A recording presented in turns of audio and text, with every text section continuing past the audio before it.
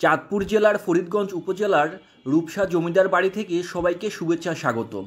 আর বরাবরের মতো এবারও আমি আছি আপনাদের সাথে। আর আজকে দেখানোর চেষ্টা করব রূপসা জমিদার বাড়ি, জানবো এবং জানানোর চেষ্টা করব এই বাড়ির গল্প কথা। মেঘনাপাড়ের সমৃদ্ধশালী অঞ্চল চাঁদপুরের গৌরবময় ইতিহাসের সঙ্গে জড়িয়ে আছে এই রূপসা জমিদার বাড়ি ও পরিবারের ইতিহাস। রূপসা বাজারে নামলেই চোখে পড়বে রাজকীয় প্রবেশদ্বার দিয়ে ঢুকলেই হাতের ডান পাশে সুসজ্জিত কারুকাজে নির্মিত মসজিদ মাদ্রাসা আর শানবাঁধানো পুকুরঘাট। কয়েক কদম হাঁটলেই বিশাল প্রাসাদ। আজকে যে গরিব কালকে সে ধনী, আজকে যে ধনী কালকে হতে পারে পথের ভিখারি। উত্থান পতন জগৎ সৃষ্টির পর থেকেই প্রাকৃতিক নিয়মেই চলছে। কিছু কিছু সৃষ্টিকর্ম মানুষকে বাঁচিয়ে রাখে যুগের পর যুগ মানুষের মন মন্দিরে। আসলে যে মূল কথাটি বলতে চাচ্ছি তা হলো, জমিদারদের পতন হলেও কালের সাক্ষী হয়ে আজও দাঁড়িয়ে আছে 250 বছরের পুরনো এই রূপসা জমিদার বাড়ি। জমিদারদের কথা উঠলেই মানুষ ছিছি করে।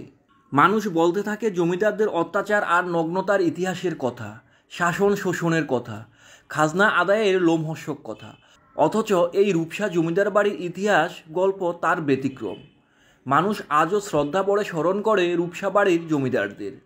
ধর্মভীরু এই জমিদাররা ছিলেন অত্যন্ত দয়ালু এবং পরোপকারী। দুঃসময়ে মানুষের পাশে দাঁড়ানোই ছিল ধারাবাহিক জিনগত অভ্যাস। বংশ পরম্পরায় মানুষের কল্যাণে এই এলাকার উন্নয়নে নিজেদের সর্বোচ্চ সব কিছু বিলিয়ে দিয়েছেন। মানুষদের বিলিয়ে দিতে দিতে এখন 8 একরের এই বাড়িটি ছাড়া আর কিছুই নেই। এই জমিদার বাড়ির এক পাশে এখন ভূমি অফিসের কাজ পরিচালনা করা হয়। নেই হাতি, নেই ঘোড়া, নেই জমিদারি, নেই জমিদারদের পাইক পেয়াদা কিংবা লাঠিয়াল, নেই জমিদারদের খাজনা আদায়ের অত্যাচারের নির্যাতনের কোনো ভয়ঙ্কর স্মৃতিচিহ্ন।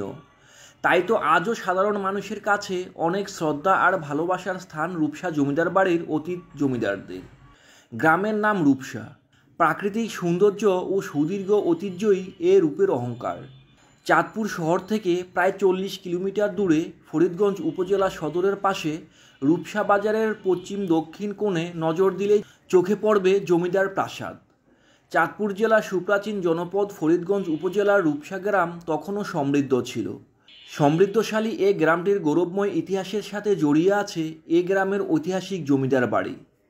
বাড়িটির সামনে তাকালে নজরে পড়বে জমিদার বাড়ির ঐতিহ্য, সেই কাচারি ঘর, রূপসা জমিদার বাড়ি।